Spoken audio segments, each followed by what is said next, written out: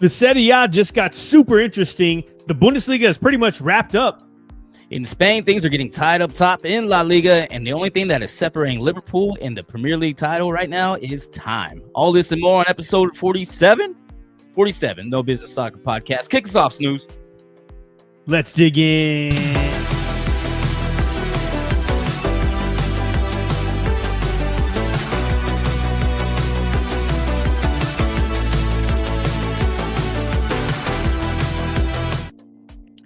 Oh yeah, This is like an 80s montage kind of song. It's like, well, we are going to do a montage through these leagues coming up here, and that's right. Look at that professional right there.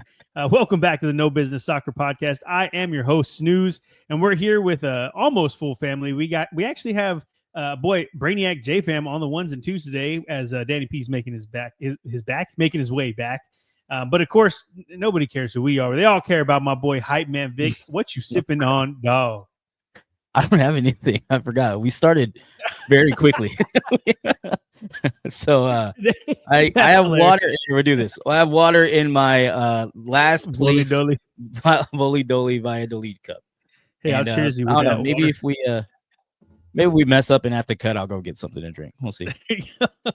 That is hilarious. Well, today we got a full list. We have, of course, the Serie A, La Liga, Bundesliga, and Premier League to cover. To recap, we have the European reach around or wrap around, whichever one's more politically correct.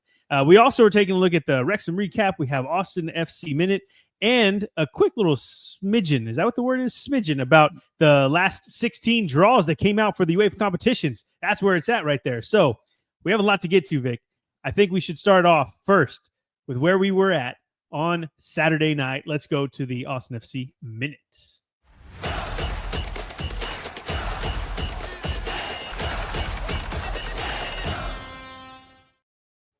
Yes, sir. I said that with a lot of enthusiasm, too. That was man. pretty good, like... yeah. It was an enthusiastic night. It was a great win, 1-0. I mean, we looked pretty damn good against Kansas City, a little lackluster Kansas City team, even though they had a pretty good defensive backs there. Defensive backs, that's football. The other football. They had a couple of good center backs there, but Austin looked pretty damn polished. They looked like they actually had a plan when they were going. Bukhari scores off of his face.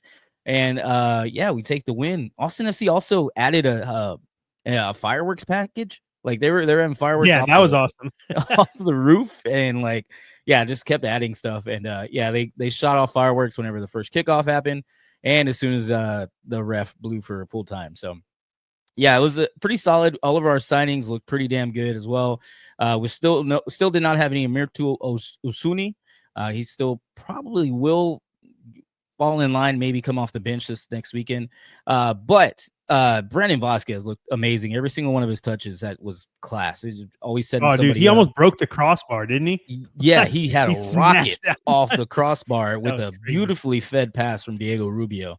Rubio had just come on too. Like it was looking pretty good. So Austin FC is looking really good.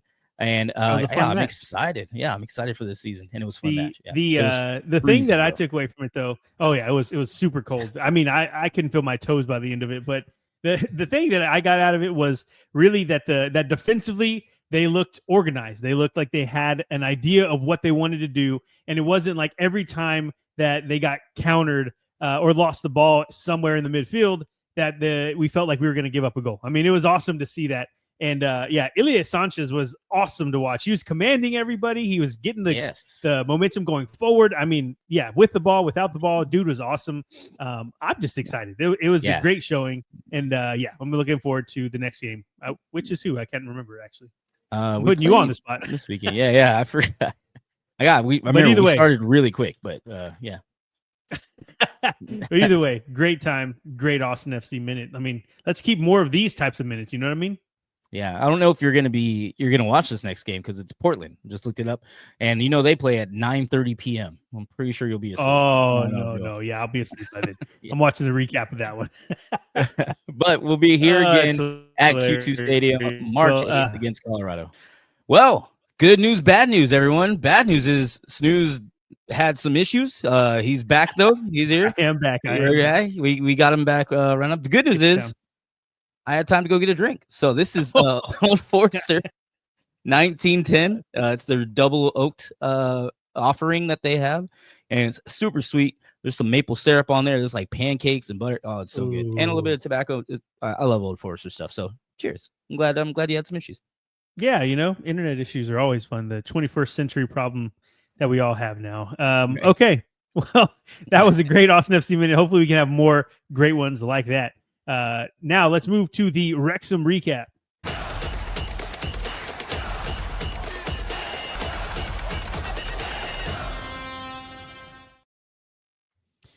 Yes, we had some good, some bad to talk about for the boys down in Wales. But we also just need to talk first about the win, okay? Let's talk about the good stuff here. We're talking about the positive.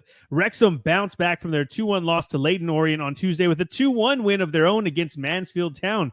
They went up early thanks to a Callum McDonald own goal, but he then leveled it for the home side as they went into the half. So it was only his 2 goals that were the difference, right? He scored an own goal, then he scored the equalizer. So it kind of equals out, right? Like your mistake is made up for by that point. Then Max Cleworth's long-range shot hits the back of the net and would send Wrexham up 2-1 and would eventually send them back home with all 3 points. While bouncing back quickly from that loss was good, that result was particularly good because the 2 teams above them in the League One table, Birmingham and Wycombe, both dropped points with 0-0 draws of their own. So 2 points gained, and the gap between Wrexham and Birmingham at the top of the table might be too large still. I think it's 9 points right now, but they just have 3 points between them and Wycombe in second. Remember, they still have a match coming up. Wrexham get Bolton, who are currently sitting in 8th place in League One and are coming in off the back of 3 straight wins, so it's not going to be an easy one. But Bolton have allowed more than double the amount of goals that Wrexham have this season, which is just insane. I think the boys get it done and bang in a few goals on their way to 3 points. Up the town. I need to figure out, do they up the town? All right. That is it for our Wrexham recap. And really quick before we jump into the rest of the European reach around, just wanted to say the UEFA competitions, the round of 16 draw came out, and we're going to cover all of the matches as they get closer. But I just wanted to call out a couple of the big matches that we had. We get Real Madrid versus Atletico Madrid. We get a Madrid derby. We also get Liverpool versus PSG, which is going to be awesome. PSG are on fire right now. Liverpool are the best team in Europe. Well, we'll see. Real Madrid's making a run for y'all money. Bayern Munich and Leverkusen, the match that we just saw that was so boring. There's no way that happens against across 2 legs in the Champions League round of 16. I mean, 2 not local, but 2 domestic derbies for the round of 16. This is going to be, it's going to be a lot of fun. I'm excited for it. The Europa League, of course, we get a couple of big matches here. I think the main one that people will be looking at is Roma and Bilbao. And we also have Real Sociedad versus Manchester United. The rest of them have some good teams that are mixed with, some teams like Ajax and Eintracht Frankfurt's going to be an awesome match. And of course, my Spurs versus AZ Alkmaar. And then in the Conference League, there's not a whole lot of great matches that you would probably want to watch and hold on to, but Chelsea are pretty much running away with the competition, and they get Copenhagen, which is one of the tougher matches that they could have had. Our Fiorentina also get this is a tough one to say. I always trip up with this Greek name. Panathinaikos is how you say that. And yeah, so those are the matches that you'll watch in the Conference League as far as big teams go. Okay, that is it. Let's jump right in, Vic. And I think we should start with, I'm feeling like some pasta, some pizza, some Italia. I like it. 2 Serie A.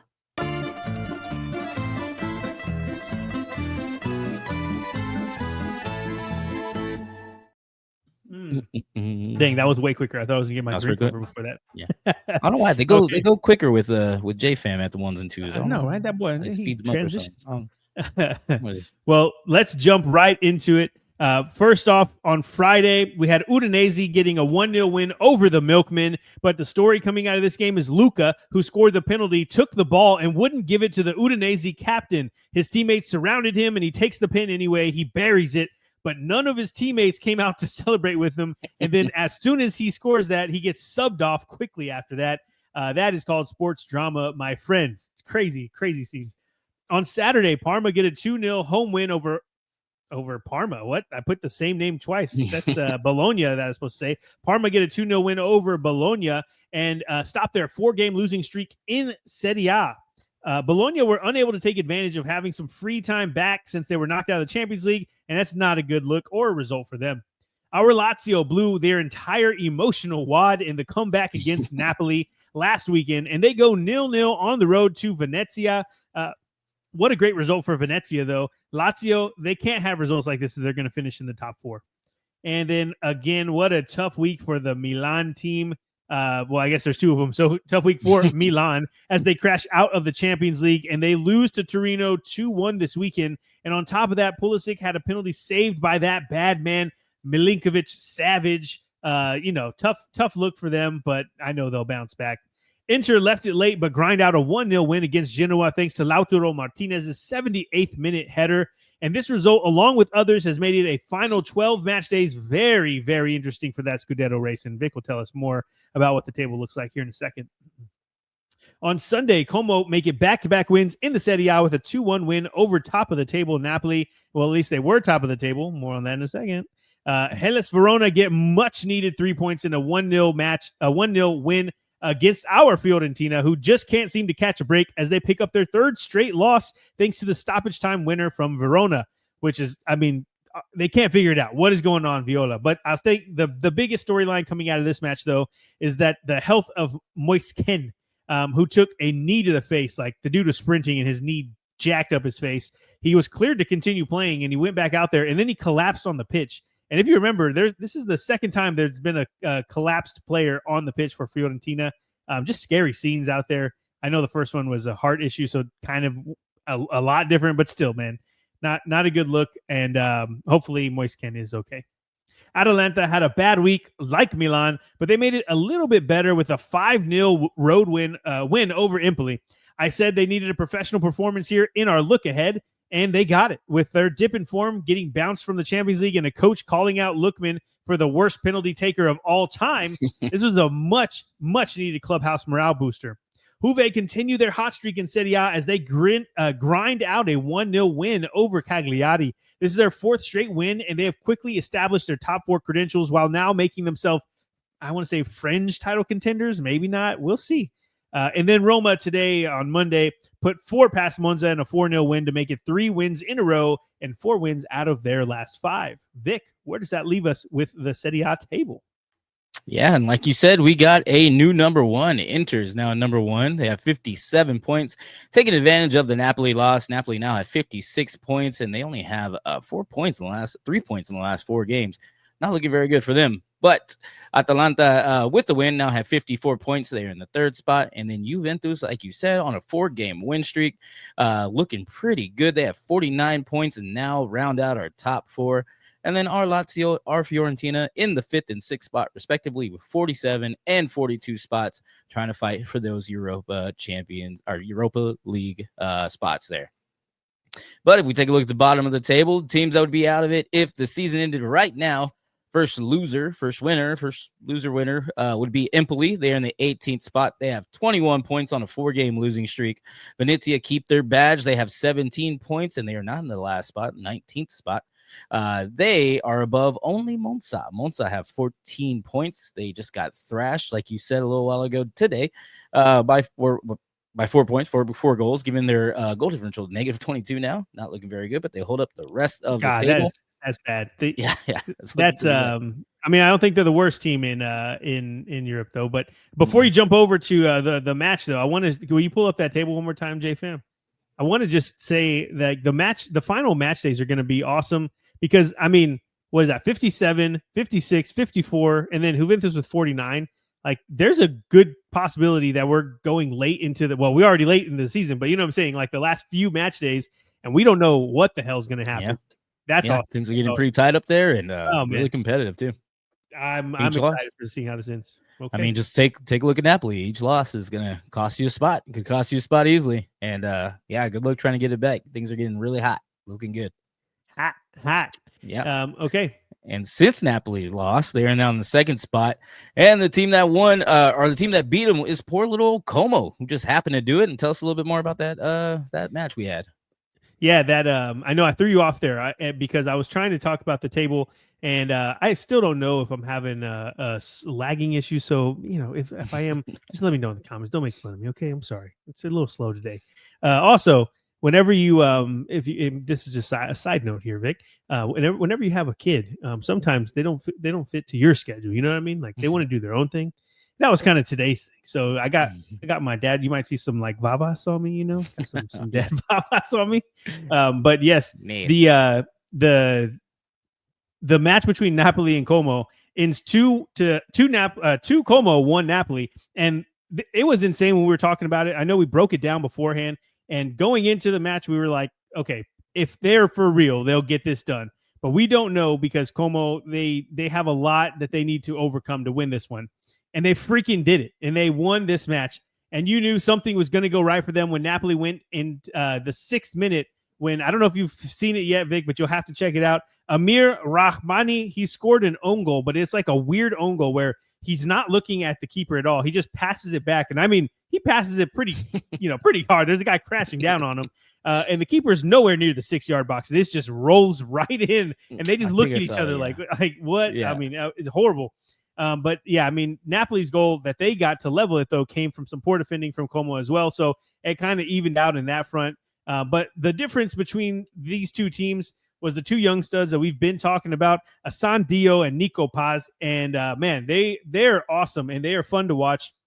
And they would need to show their quality that they had recently against Napoli because that was going to be the only way that they would win this one. And they did just that. Nico Paz gets the ball in the midfield in the 77th minute. He drives to the Napoli box, slides a pass in for Diao, and they get the angle right. And the ball goes in, and they score. And that is Diao's 3rd straight Serie A game with a goal, giving Como the eventual lead and win there. But I mean, really, if you think about how the game overall looked, Napoli looked like the better team in the first half, but Como actually looked the better side in the second half. And now this adds more pressure to an already hyped up match against Inter next weekend for Napoli, which we'll definitely break down and talk about. But as Vic said, Napoli are no longer on the top of the table, and we'll be going to that match with Inter. Inter, they're without a win in their 4 Serie A matches until this last one. So, I mean, this is crazy for Napoli. Like they are not in form right now, and Inter are the opposite. They're definitely in form somewhat. I mean, they've kind of slipped up too, but either way, it's going to be a huge match. I will say, though, that Como are starting to become the team that we all hoped for. I know the beginning of the season, they kind of had some issues. They weren't really gelling. But now that since they've gotten Paz and Diao going, they look like a real team. They look like a real threat. They're still 13th or around mid-table. I can't remember exactly what you showed us, Vic, but either way, they're not really worried about getting relegated anymore. And these guys are going to be fun to watch in the Serie A, Vic. Yeah, and that's another thing that, Juventus, they're right there on the cusp of getting in these top spots too. Juventus has 4 wins the last 4 matches. The top 3, Inter, Napoli, and Atalanta, have 4 wins combined in their last 4 matches altogether. So, yeah, Juventus is looking at that top of the table and being like, hey, we can do it. We can just keep staying consistent, and these teams they're gonna fumble. And so far they've been doing that. So. Like 18 draws and like 2 wins.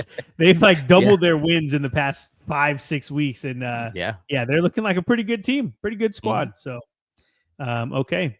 Well, I think that about covers it for the Serie A. What a great season we're having. And I'm excited to see how it ends. I'm glad. I mean, as cool as it is to see Napoli win the title, it's pretty nice to see that it's actually race going into these last 12 match days, something like that, 13. So, okay. Well, let's move right along then. And I think I'm feeling like going to Spain, Vic. Let's do it. To La Liga.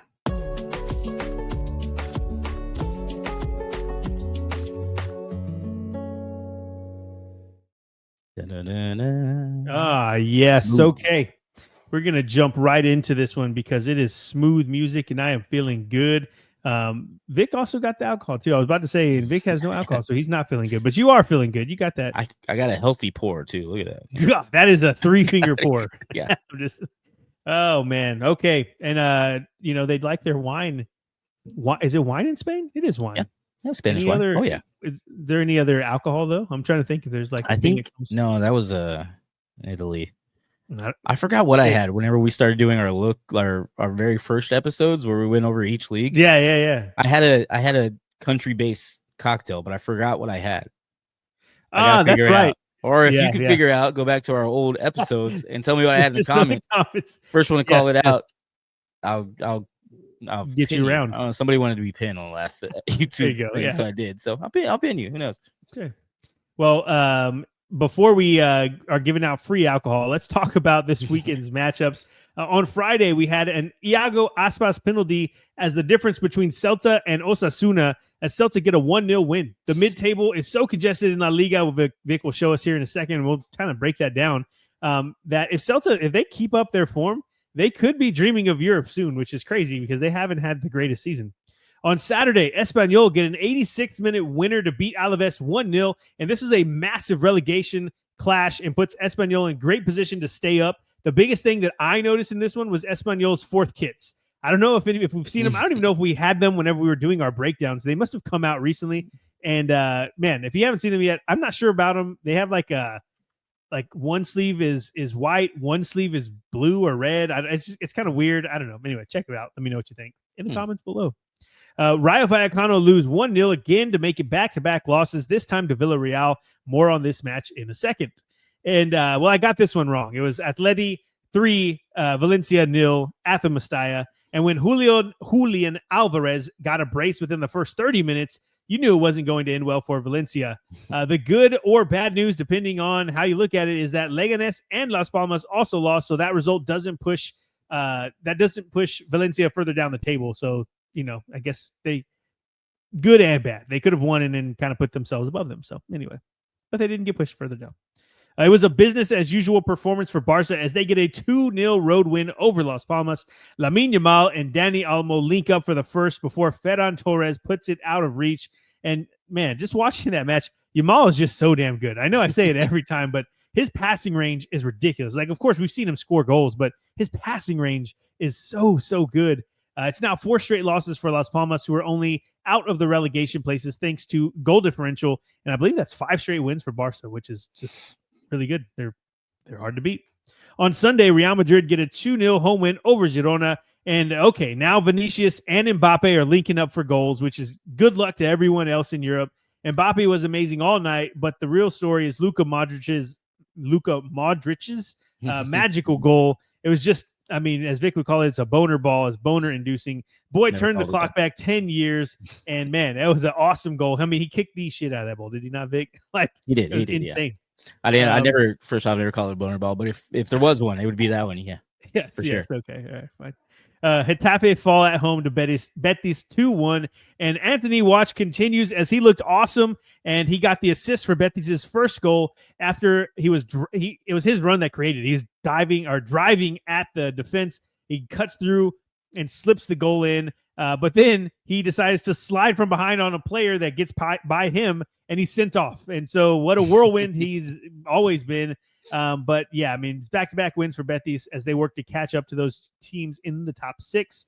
But Anthony Watch, we will continue to watch this guy and see how he blossoms in La Liga.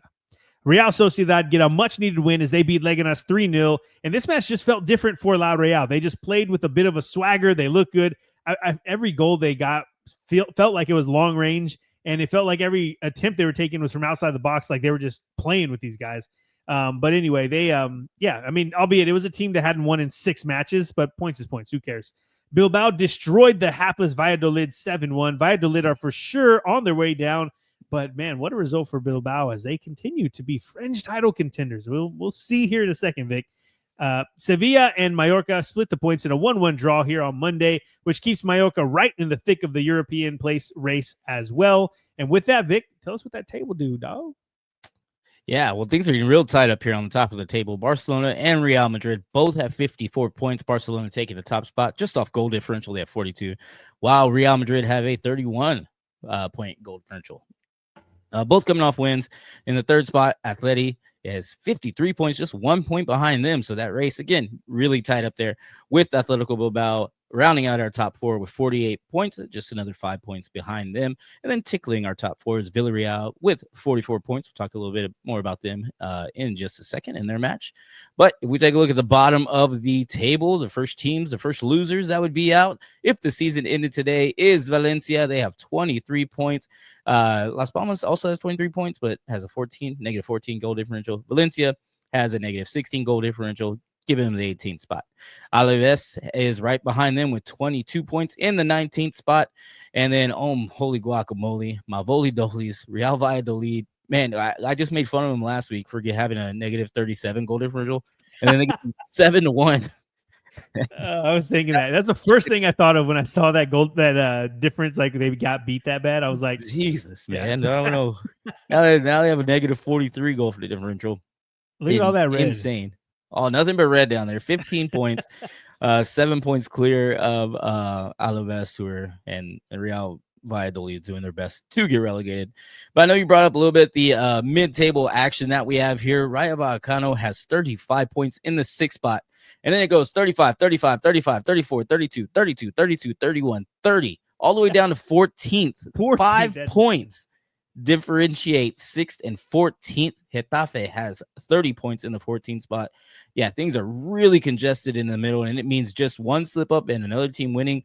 I mean, that's the 6th spot. That's the other Europa League spot. Like you're in insane. European competitions. Huh? Some parity. I said that's insane. Some parity in the mid table of the Liga. That's crazy. Yeah. It's crazy. I didn't know if you had anything to say about that, or you just want to just point it out. No, I just wanted to point it out because I was when I was doing the research on Vallecano needs to watch out, but they got points and all this, and then I looked at the table. I was like, damn, if they lose, they could be like 14th in like 2 weeks. That's insane. Yeah, and then just right under them, Espanyol's just 3 points behind them, and then Leganes is 3 points behind them. Like it's pretty close even down there, and then just a couple of that's going to shift so much the upcoming weeks. But the team that's kind of in the clear for now with full 9 points above Rayo Vallecano is Villarreal, and it definitely helped that they got the win against Rayo Vallecano this weekend. Tell us a little bit more about that match, Snooze. Yes, sir. Yes, that I have to say it. All right, maybe Rayo aren't going to be in Europe this year, and maybe their coach was right that they're just worried about safety or salvation, as he puts it in Spanish, first because. Yeah, I mean, maybe they had a lot of results against teams that weren't on the top half of the table. I don't know. But either way, it was actually a pretty close match. But like I mentioned in the look ahead, Villarreal just have the experience to get it over the line. And they did this exactly that. Ayoze Perez had a diving header in the 66th minute for the winner. And I said last week that Rayo's one loss to Barca was a moral victory. But I don't think they can feel the same way this time around because, again, 1-0 loss. But the game was always going to be tough to get something from. But even more so whenever Rayo went down to 10 men in the first half, thanks to Jorge de Frutos. I mean, that's the last name of fruit, baby. He kicks out his studs and catches the thigh of a Villarreal player. And yeah, you get sent off for that. That's how that works. Hard to say if they were 11-11 if Rayo lose this, but there were stretches of the game where Rayo were actually playing very well. And, I forgot they were down a man at a point because they looked like the team that had more control. But they still have all the quality that got them to be a fringe European place finisher. I just don't think they have the experience to beat the rest of the competitors that are in and around them, like Villarreal, Sociedad, Betis, even Mallorca, who are on their tail too. I mean, they're definitely staying up this year, though, which was the goal, right? So Villarreal, on the other hand, had to stay on Bilbao's heels with this result, as they're still tickling the top four, as Vic puts it. But after a rough stretch of matches between December and January, they're starting to look like themselves again. And it's going to be an interesting battle for the European places in La Liga this year, as we were just talking about. I'm just stoked to see how it all shakes out. I think there's a stigma about La Liga, how it's like the top team is Barca or Real every year. And then every other year or every 3 years, it's Atleti. But yeah, I mean, maybe the title contender is the kind of decided before the league starts. But I mean, 13th through 6th is 5 points difference or whatever you said it was. That's awesome. That's cool. It's not always about who's winning the league. I mean, even though Vic would say different in the Prem this year, at least. Anyway, it's just really cool to see that there's all that parity for the teams that aren't the top teams. Okay. Yeah. Anyway, it's kind of sad. Rayo Vallecano definitely not going to be. I don't want to say definitely, but they don't feel like they're going to finish in Europe. We got a little catching up to do. Yeah. Villarreal, though, man, would you say it was 9 points between them and the next person behind them? I mean, that's awesome. Rayo Vallecano, yeah. That's right. Yeah. So, I mean, okay, let's do it. I didn't feel like Villarreal were that great of a team this season. I mean, it just felt like they were kind of hit and miss, and now look at them. So, okay. Anything else on this one, Vic? I'm all good. I'm ready Okay. for some bratwurst. What about you? Yeah, me too. Let's do it. Well, let's do it too. Bundesliga.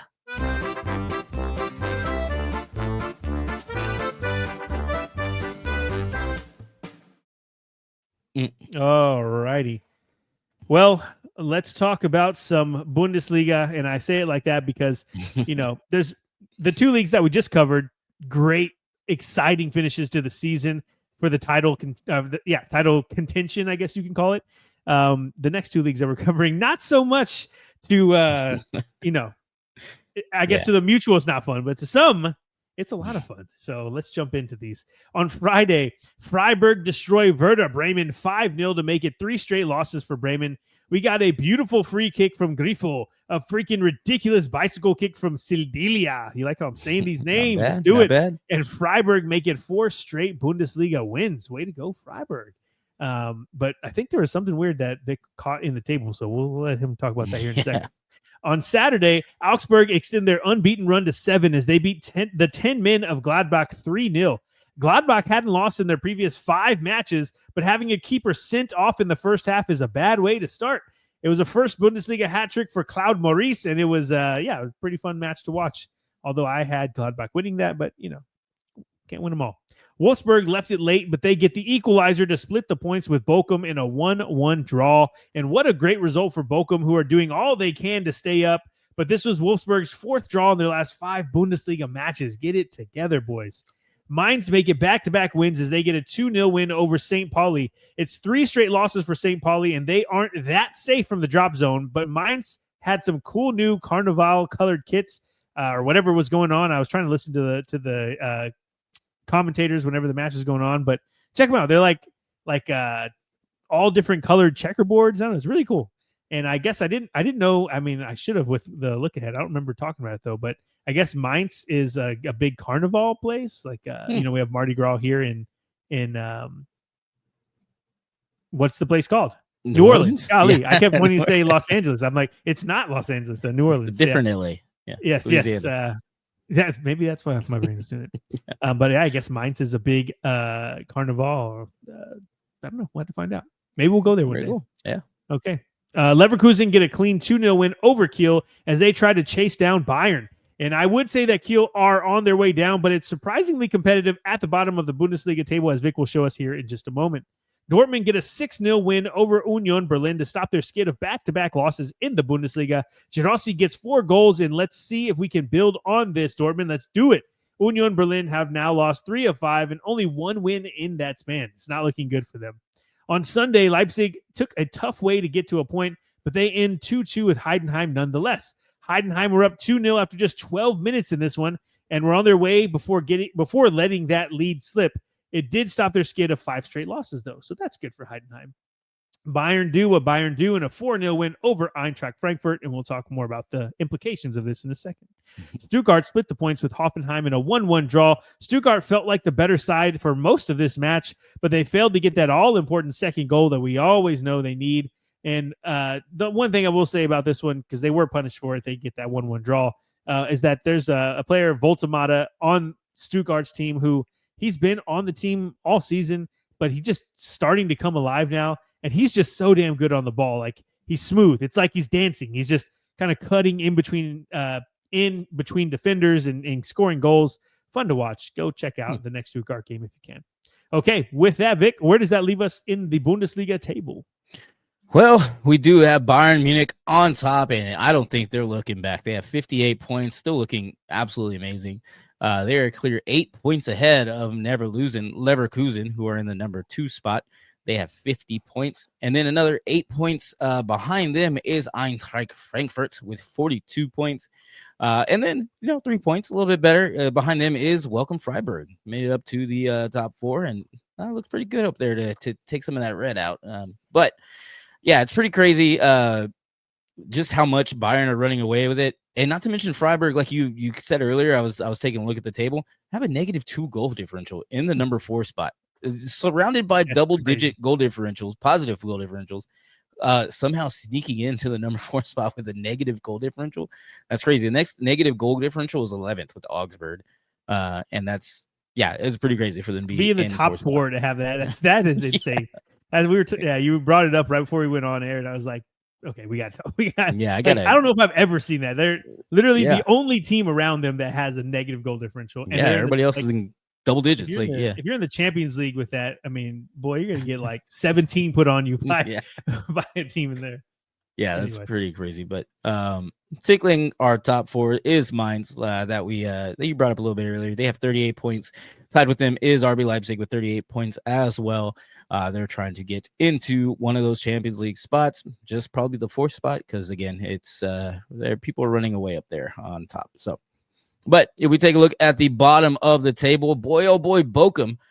Still in the 17th place. They have 15 points, but they still would be the first team eliminated or relegated if the season ended today, along with Holstein Kiel, who are holding up the rest of the table with 13 measly points. Can't get anything going for them. And yeah, it's pretty competitive, like you said down there, because Heidenheim above them have also 15 points. They're just above Bochum in the 17th spot on goal differential. And there's a 6-point kind of gap in front of on top of them for St. Pauli. Yeah, St. Pauli I was gonna say competitive is relative, right? Like it's competitive with the bottom three, but other than that, like it's not. Yeah, but, it'll be fun, maybe because it's a playoff. Fun. That's the cool thing about being in the Bundesliga is that third spot. It's not relegation like other leagues; it's a playoff. So, it could be up in the air. One of those teams make it. We'll see, but. Like we said earlier, things that are not very competitive is on top. You thought you would expect a little bit more from Frankfurt, but they lost to Bayern Munich 4-0. Tell us a little bit more about that match that they had. Yeah, this one felt like a classic Bayern win where we as the audience get so hyped up for the contender. Like this is the year Bayern aren't going to be dominant and other teams around them are kind of catching them. And then we just see them wilt at the Allianz Arena and they let in multiple goals without any real resistance. And as I said, coming in, I thought that Frankfurt were primed to win this as Bayern had just come off that late win at Celtic. And maybe they felt that they were clear enough in the league to take their eye off the ball, but damn, I was wrong. Company had the boys right. What I didn't expect was for Frankfurt to collapse like that. I watching the match couldn't believe that they were going to go down without a fight. Like it just seemed like they were not in it. And I don't mean in it with the score. Obviously, they weren't in it with the score, but they scored 3 goals late. I mean, really, they just felt like they had no energy. Bayern had 64% possession, 19 shots. 12 of those were on target. I mean, they freaking dominated it. And, I told you they wouldn't do what they did to Leverkusen last week is sit back, and they for sure did. 19, 12 on target is insane. Frankfurt did not do what I thought they would, though. Like I was just saying, they did not take advantage of a team that was overly aggressive sometimes. And instead, Frankfurt decided to sit back, and they were punished for it. And they aren't built to take blow after blow from a Bayern side without conceding. The match was pretty much over from the beginning. But really, whenever I saw Musiala's goal as he ran through the Frankfurt defense, got a solo goal, awesome run for him. I knew they'd just given up, and it was sad to see. But at least we know now that Leverkusen are the only real challengers outside of Bayern for that title, and maybe not even them at this point. But at least while we have Xavi Alonso and Lil Uzi Verts there, they have a chance. But man, Bayern just prove again why they are the class of the Bundesliga and the best German side. I mean, they just are. They're built different. And man, it was sad. I was all hyped up for this game too, and it was just kind of like, okay, well, I guess Frankfurt's just not going to try to win this one. So anyway, yeah, sad to see, Vic. Sad to see. I think it's over, though. I think it's over. Do you? I think so, man. It's I don't know. I feel a little bit more safe in the Prem. You know what I mean? But no. Okay. They're also looking really good. Bayern is. So yeah, I think it's pretty much over. Hey, well, you know how all of these get settled in the Champions League. So yes, we have our domestic wins, but also the Champions League is where it's at. So before that, though, we have one more league to cover. And that one is the one that you're so giddy, why you're so smiley and happy right now. Yeah, so I think it's time, Vic. I think let's go to England. To the Prem.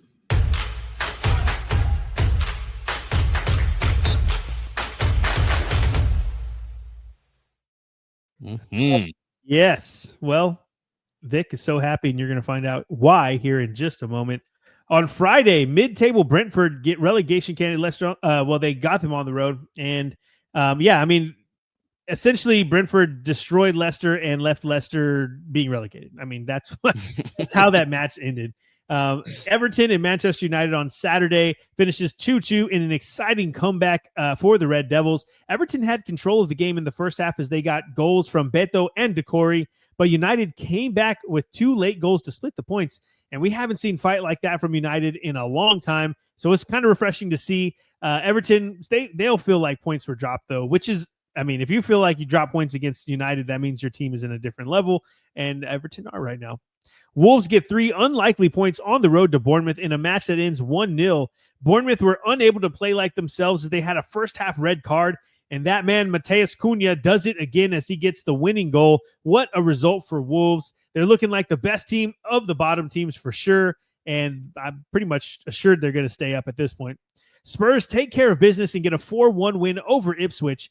Ipswich came with that pressure early and barely missed out on a handful of chances in the first 5 minutes of the match. It wasn't fun to watch, but Spurs showed their quality, took the lead, and never looked back. That's now 3 straight wins in the Prem for Spurs for the first time all season, all year. Brighton outclassed bottom of the table Southampton 4-0. The Saints keeper got chipped twice in this one. Both were filthy, and Matoma is starting to play some sexy, sexy ball. Man, they make it back-to-back wins, and they're looking good doing it. Brighton, they confused me. They were already good, then they were bad, now they're back to good. I don't know what's going on. Yeah. Arsenal 0, West Ham 1. The Gunners pretty much sealed their failed title run with this result as West Ham get a 1-0 win on the road thanks to a Jared Bowen header. What a great result for relegation-threatened Hammers. And I'm just kidding. They're not really going to get relegated. They are, I mean, technically in the table, whatever, but calm down. I'm just joking. This was my sleeper pick for the Prem, and it delivered as Palace get a 2-0 win over Fulham at Craven Cottage. It wasn't Fulham's best showing, to be honest, but like I said in the beginning of on our look ahead, Crystal Palace are a good team. If you look at the table and you think they're a team that are going to be easy to beat, you're wrong. Every team they've played has been a tough match. And man, they have the pieces to hurt you with Mateta and a couple other guys over there. I guess he's the main one. I don't know. I mean, I could say random guys' names, but I know Mateta is basically the only one. But either way, they're a tough team to beat. And they got points there. Aston Villa get a 2-1 win over Chelsea, and welcome to the Prem, Marco Asensio. He gets it done, gets a brace in this one as Villa are inching towards the top 4. Is it wrong if I say Villa, though? I mean, come on. It's not wrong, Yeah, not for exactly. Us. Okay. But anyway, they're inching themselves towards that top 4 again, which they're still in the Champions League right now. So Chelsea have now lost back-to-back matches and have lost 3 of 5. Was talking a little bit about this last week, how there's a little bit of unrest, if you will, in the Chelsea camp around Maresca's way of playing, but we'll see. On Sunday, Newcastle 4, Nottingham Forest 3. Newcastle made it harder than it needed to be, but they got it done. They went down a goal, then scored 4 unanswered before letting Forest climb back into the match with 2 goals of their own. Newcastle are very confusing at the moment, but Forest are starting to come back down to earth a bit with back-to-back losses, and they've lost 3 of their last 5 games in the Prem. And then the match that had Liverpool fans singing, "We're winning the title," after a 2-0 win over City at the Etihad. Yeah, pretty much sums it up, Vic. But before we jump into it, let's look at the table and tell them what the good news is, sir. Yes, sir. So the top of the table is still all red in the top 3 spots, and the number 1 team is the Reds. Liverpool are on top with 64 points, although they have played 1 game more than the rest of the table, except for Aston Villa, who we played. But in the number 2 spot is Arsenal. They have 53 points, but they did take an L. Nottingham Forest also took an L. In the 3rd spot, they have 47 points. And then the last team to take an L, of course, was Manchester City. Liverpool 2-0. They have 44 points in the 4th spot. 5 of the top 7 teams took an L this weekend and didn't gain any points. But the only other team of that top 7 to get points besides Liverpool is Newcastle United, and now they are tickling the top 4 in the number 5 spot with 44 points as well, behind Manchester City on goal differential. But if we take a look at the bottom of the table, it's Ipswich Town. They're the first losers to be exiting the Premier League. If the season ended today, they have 17 points. Leicester City also have 17 points. I would tell you about their goal differential, but it doesn't matter. They're both at the bottom of the table. And then Southampton still refusing to give them their badge on this table. They are holding up the rest of the table with 9 measly points with a negative 42 goal differential. Not looking good for them, and maybe it'll look better for them next year in the championship. Who knows? I was just going to say real quick, when you see this table, this looks like what we're used to in La Liga, right? Like a proper table where it's like the bottom teams are obviously the bottom. There's like a 10-point gap between 6th and mid table or 12th or whatever. And like this looks like a table that we were expecting. That's why we're excited for the ugly see how they finish anyway. Just wanted to call that out. That's like, I mean, there's gaps. There's some gaps of points in this table. Yeah, no, you're right. Also, you're a right. lot of red. Look at all that red down there. I mean, duh, they're bottom of the table, but come on. There's a lot of red. Anyway, yeah, Southampton got to win 3 games going, as you can see there. And that's 1/3 of their point total for the year. So that's pretty crazy. That's how bad it's been for them. So, but what everyone's talking about, Liverpool, Manchester City this past weekend. Snooze, you got a couple thoughts on this game? Or I got a couple, but I'm going to let you talk because, you watched it and had your heart on your sleeve, sir. But I'll just say this quickly. From my point of view, City, they played a pretty good match. Savinho was sharp. Marmoush looked amazing. But Liverpool were just the better squad. They just are. And I know, great analysis, but I mean, Liverpool, they're just the best team in Europe right now. And it's hard to look better than them, even if City were looking a little bit better, right? There's just levels this year. And, I will say the biggest storyline from all of this, from the whole match, was the fact that Salah is establishing himself again as the king of Egypt. This was a big battle for the Egyptians as Marmoush was trying to take that top spot from Salah. And Vic would say it was never even a question, but hey, there was a little bit there. There was a little bit there. I'm just kidding, Vic. Vic, tell us about the game. Tell us what happened. If Marmoush scored 7 that night, Salah would still be clear of him as the top. It doesn't matter. I will say though, Marmoush, whenever he did get that one goal that was called offside, that was a clean strike in the corner, off the rail. Like that was off the post. It was awesome. In the they have the AFCON coming up, right? Huh? Yeah, he did cheat. They have the African Cup of Nations coming up, so hey, maybe Egypt might run away with this if they're playing like that. I mean, I don't know how their defensive side is, but at least I know they got a couple of attackers up there. So yeah, I'm definitely gonna be watching those games to see how they go. But I had to go to BD Riley's. I saw everybody there. It was awesome. I even just stood outside with the crew. We were all chanting. It was amazing, and it was. I mean, a couple more goals would have been even better, but it's everything you wanted. You want to see our rivals. I would say we kind of dominated them. I don't think we were ever like in real danger. No, it felt like y'all were in control of the match. Yeah, even when City was like dribbling on us and getting some crosses in, I was like, oh, that's not gonna go. Virgil looked outstanding. Van Dijk, Konate looked outstanding as well. I don't know if anybody got a header even close to them. They cleared it out. It was just a great team win. And Salah gets another goal, another assist. Szoboszlai makes a goal. It was beautiful. Beautiful. It was a good game. It was a very professional performance by Liverpool. And the biggest, I guess, result that comes from that result, or the biggest benefit that comes from that result, is the fact that they're 11 points clear now. Is that what it is? Yeah, they're 11 points clear. They do have a game in. Well, everybody else has a game in hand for them. So if anything, it's 8. But with Arsenal, Nottingham Forest, City, all taking losses, doesn't even matter to us. So, no. And I do think this next game is going to be like a trap game. Like, we're all on a high right now. We play Newcastle come Wednesday because it's a short week as well. We're going to talk about those matches here in a second. It's a short week. We're playing Newcastle, who's off a win, who just broke into the European spots. They are in the fifth place, right behind Manchester City on goal differential. And I think they're on a high right now. Liverpool is on their high, but they're kind of just like, yeah, we don't win the league. And I think we could take an L on this next one. Yeah. Feels like a trap game. I don't like it, man. You brought it up, and I wanted to ask you about that before we jump into the look ahead real quick. Was whenever, because I saw after the match, all the Liverpool fans were chanting. It may have been at the end of the match that they're winning the league. Like, we're winning the league. You're gonna see it now. I'm butchering the song. I'm sorry, but either way, they're basically we sung it at BD Riley's. Yeah. So. Okay. So you know what I'm talking about. Yeah. Is that a jinx? Is it a jinx? That's the only reason I'm thinking that, because we were on a high. Like, of course you're on a high. You're beating your rivals, and you're taking the number 1 spot, and they lost. So we said in the look ahead, take out your frustration on this team, and they did.